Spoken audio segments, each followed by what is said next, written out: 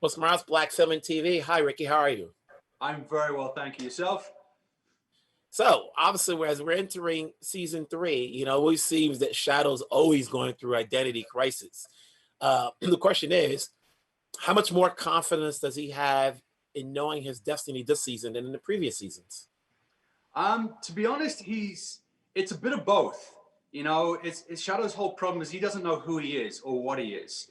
And no one's ever willing to give him the answers. And when we find Shadow at the beginning of the season, he's grown his hair out, his beard out, he's in hiding in some factory. He just wants a normal life. He's turned his back on destiny. He's hiding from the police, the FBI, Wednesday, who is now his father. And that's where the show is very real, in that you literally have a petulant child who doesn't want to speak to dad.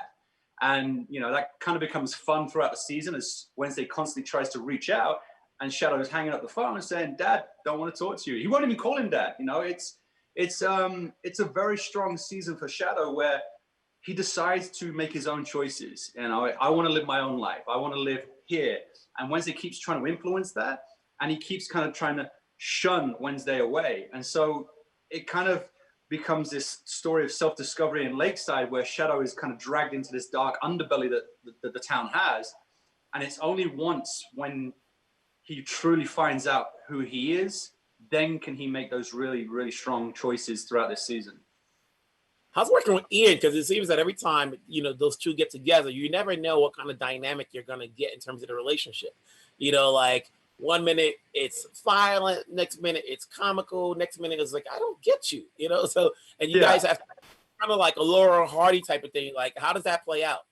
I mean, Ian McShane is a beautiful, beautiful man. I love working with him. It's such an honor for me to work with these great stars on this show. It's such talent. And season 3 for me, again, massive return to form. And that is because of the relationships and the dynamics that we all have with each other. Season 1, Wednesday was this kind of kooky, weird, strange old man. Season 2, he's a god, and there was kind of this friction because he would never answer me.